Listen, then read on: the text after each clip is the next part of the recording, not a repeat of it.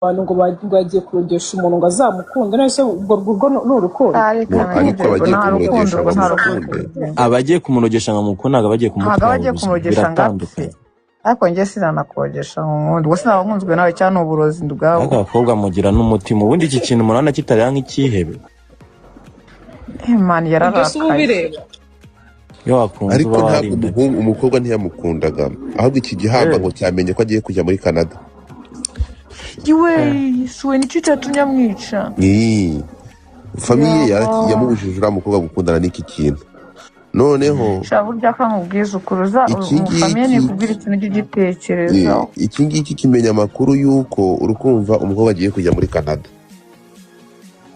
yareka se akagenda niba amukunda kuko yari kuzamujyana arangije aramwica kandi umukobwa yarataragikundaga yaracyanze ibaze umuntu wica umuntu mana bari ibindi niyo mpamvu nyine iyo umuntu yakubujije umuntu uba ugomba kumureka uriya nyine yasubiyeyo gusezera umubyeyi ababyiyumva mureka noneho ikintu gitangaje umukobwa ngo ntihanagikundaga gusa wowe yagikunda gute sinzi muri kwandika muri comment kandi yahereka arabyandika ngo uyu munsi ngo uyu muntu ngo yararwaye mu mutwe ngo yajyaga asara ariko si ibyo bisazi bitwara ariko si ibyo bisazi nakasara ko atishe nyina asubira ibisazi bituma wiyuhagira ukoga ugasa neza ukambara imyenda ariko ukica abantu ubwo ibyo ni ibihe ariko ibyo bisazi mubwira ni ibiki ko atishe nyina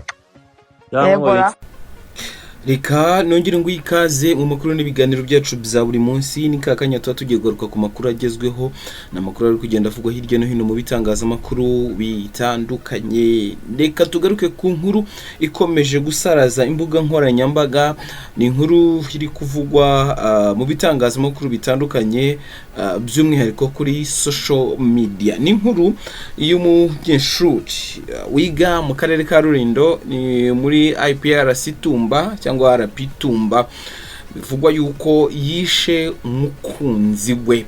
Reka tugaruke ku mpamvu yateye uyu muhungu kumwica, ndetse tugaruke no ku bitekerezo byatanzwe bitandukanye by'abantu batandukanye bagiye bagaruka kuri iyi nkuru iri komeza kuvugwa cyangwa ikomeje gusaraza imbuga nkoranyambaga. Reka nongere mbahe ikaze kandi mbasaba kugubwa neza aho muri hose. Reka tugaruke kuri iyi nkuru ariko namwe muze kuza gutangaho ibitekerezo. Natinze rero reka mite nkubwira yuko amakuru mashyashya tugeraho avuga yuko amakuru ava mu banyeshuri biganaga n'uyu muhungu hariya muri Tumba College, ngo nuko umuhungu n'umukobwa bari aba ex love, kuvanga uyu muhungu n'umukobwa bigeze gukundana, ngo umuhungu kubyakira ngo bikaba byaramunaniye, ngo yashakaga ko basubirana ariko umukobwa akabyanga gusubira, akanga kongera ko basubirana. Gusa biravugwa ko ngo umuhungu yishe uyu mukobwa kuwa mbere ko umuntu wakoze inkuru ariko ashobora kuba ari kuwa mbere, umuhungu nawe akiyahura ejo. Ni ukuvuga ngo yamwishe kuwa mbere, umuhungu yiyahura ejo hashize. Yakomeza agira ati Nyagasana batuze aho yabageneye. Amakuru twamenye nuko uyu mukobwa yitwa Samantha. Uyu Samantha yari yavuye iwabo agiye mu bintu byo kwimenyereza umwuga, ubwo ni mu stage i Kigali, ariko biza kuza kurangira yikomereje za Rulindo ajya guhurana n'umu ex wiwe nyine yaje kurangira amwivuganye. Dukurikije ibikomeje kuvugwa twanabigarutseho mu makuru yacu, muraza kuza kureba inkuru yacu ivuga ku byatangajwe n'ababyeyi b'uyu musore ndetse n'ab'uyu mukobwa, hakagira n'ibyagarutsweho na meya w'akarere ka Rulindo Madame Judith.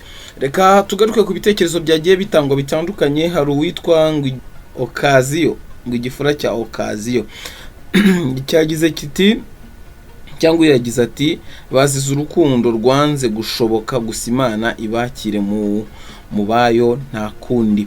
Undi we yagize ati yitwa Neza, we yavuze ati ese ubundi uwo mukobwa we yajyaga kwa ex we gushakayo iki niba atari yiteguye gusubirana nawe?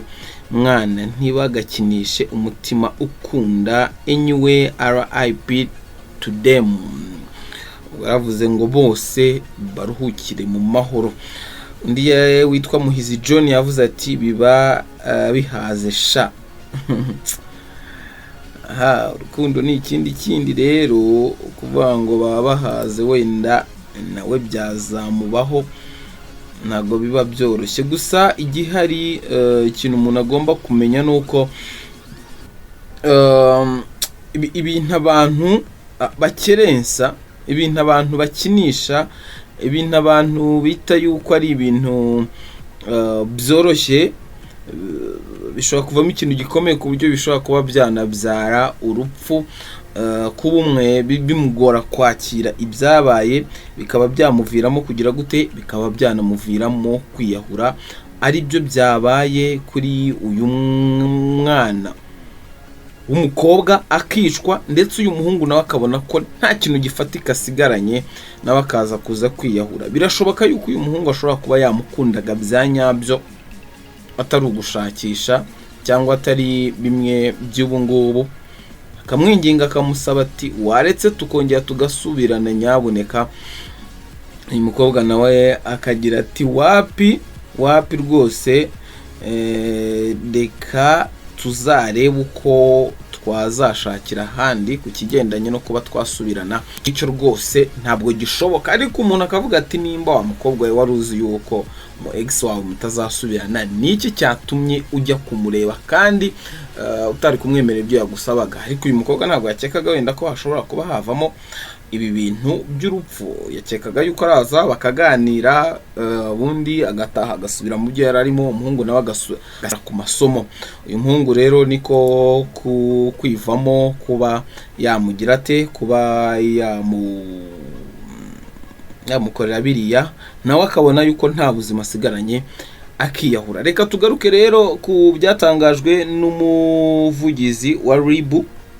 Handiko ni inkuru ivuga yuko RIB yavuze ku rupfu rw'umusore wigaga muri Tumba College n'umukobwa wari wamusuye. Inkuru y'urupfu rw'umusore wigaga muri kaminuza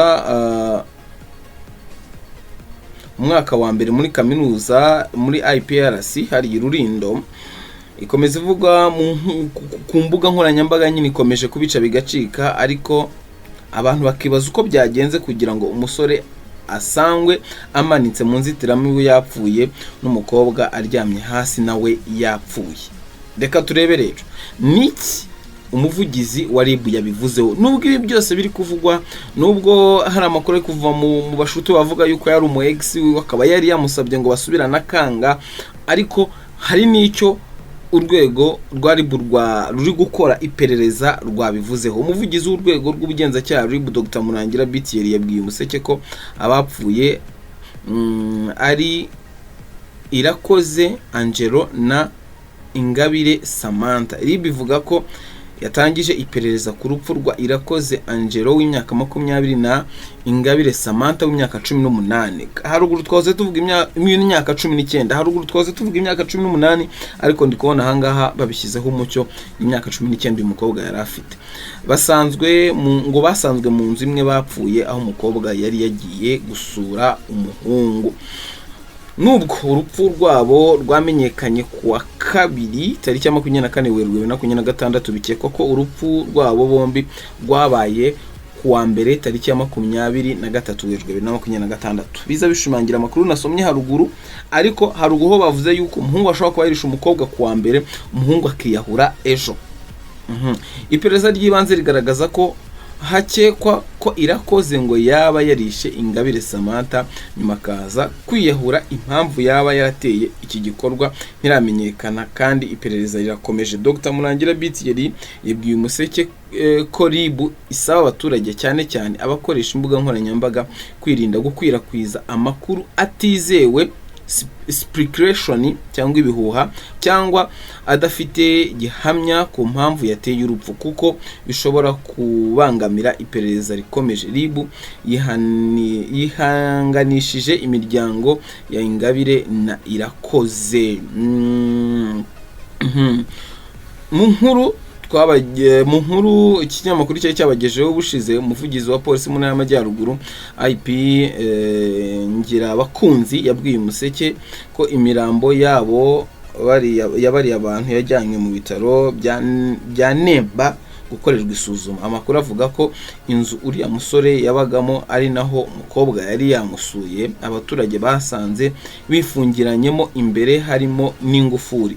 Abaturage nibo batanze amakuru, abayobozi bamena inzu basanga abo bantu bombi bitabye Imana. Reka twongere tugire tuti aba nibaruhukire mu mahoro, ariko nari bikomeze iperereza ryayo. Niyo mpamvu mvuze nti reka twongere aka kantu ka RIB nyuma y'ibiri kugenda bivugwa ku mbuga nkoranyambaga, nyuma y'iri kuvugwa yuko bari aba ex, umuhungu akaba yari ari gusaba umukobwa kugira ngo basubirane, ariko umukobwa akaza kugira gute, akaza kuza kubyanga.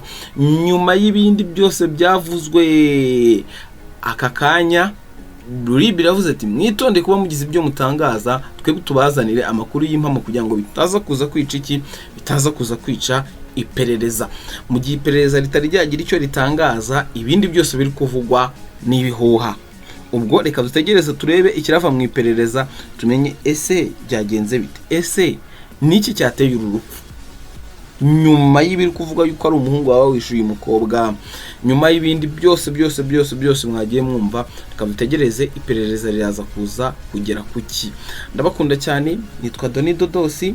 Reka nizere ko tuzajya tubana mu makuru n'ibiganiro byacu bya buri munsi. Mwibuke gukora subscription, mwibuke gukanda like, mwibuke gutanga ibitekerezo. Subscription mbibutse yuko kongera kuyikora cyangwa gukora ku nzogera bitakorwa kabiri, bikorwa rimwe. Umuntu wa subscribinze sava yarangije kubikora fresh, utari wa subscribinga tubanye bwa mbere cyangwa dusanzwe tubana atari ya subscribinga, natera amaso hasi akandeho akore no kunzogera iruhande, ubundi tukimara gusohora amakuru azajya abasha kubibona mu wa mbere. Ndabakunda cyane, reka mbatunganyirize n'ayandi makuru agezweho.